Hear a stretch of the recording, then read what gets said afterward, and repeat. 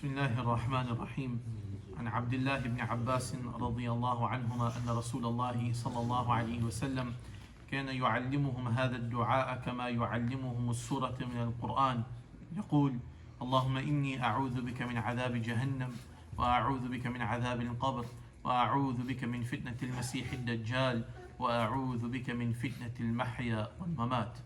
رواه مالك. Sayyidina Abdullah ibn Abbas radiyallahu anhuma narrated that Rasulullah sallallahu alaihi wasallam used to teach them, meaning the Sahaba, this dua the same way he used to teach them the surahs of the Quran. The translation of the dua is: O Allah, I seek your protection from the punishment of Jahannam. I seek your protection from the punishment in the grave. I seek your protection from the tribulations of Dajjal, and I seek your protection from the trials of life and death. So we continue with the hadith of Rasulullah sallallahu alaihi wasallam about death and life after death. So Rasulullah sallallahu alaihi wasallam would make abundance of dua. Dua is something which you could say, for the most part, has left the ummah. The ummah hardly makes dua, whereas Rasulullah sallallahu alaihi wasallam always making dua, and asking Allah subhanahu wa ta'ala for this, for this, for this, for this. Things that Rasulullah sallallahu alaihi wasallam didn't need to ask for, but he would still ask for that to teach the ummah that you need to ask of Allah for these things over here. So this dua over here, Allahumma inni a'udhu bika min adhabi jahannam. Rasulullah sallallahu alaihi wasallam is not going to Jahannam. He already knew that. Rasulullah sallallahu alaihi wasallam was already promised the highest stage in Jannah.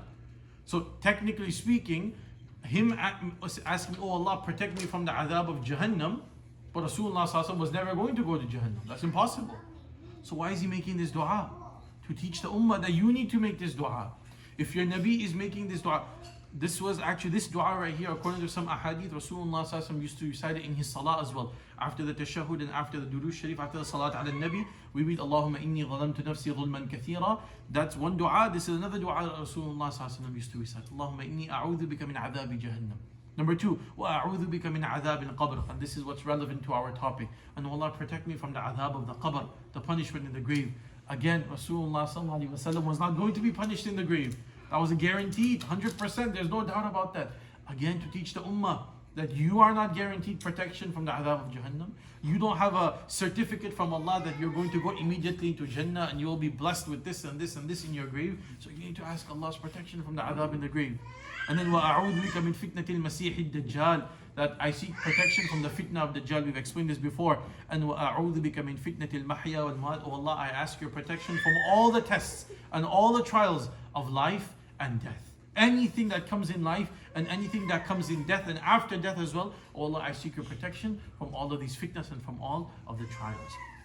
So inshallah, we need to incorporate this dua in the other du'as that we make. You know, we make dua sometimes for our job, we make dua for our family, we make dua for this, for that. All of that stuff is good.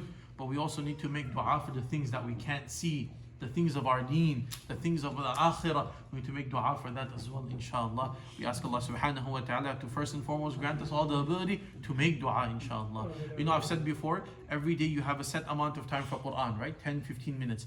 Every single day we should have a set amount of time for dua as well. That from this time to this time, I'm going to make dua.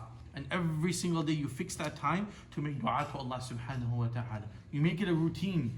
5, 10, 15 minutes, inshallah, you spend that time and ask Allah for everything that you have in your heart, whatever is bothering you, whatever you need to be done, whatever necessities you have in life, whether it's your children, whether it's your other family members, anything that comes in your mind, as long as it is appropriate, of course, you ask Allah subhanahu wa ta'ala. You put that need in front of Allah and Allah will fulfill that need, inshallah. And may Allah subhanahu wa ta'ala protect us all from the adhab of the qabr and from the adhab and punishment in this dunya akhirah. May Allah forgive us, may Allah be pleased with us, amin ya rabbil alameen. Wa salli lahumma wa sallim ala nabiyyina Muhammad wa ala alihi wa sahbihi ajma'in walhamdulillahi.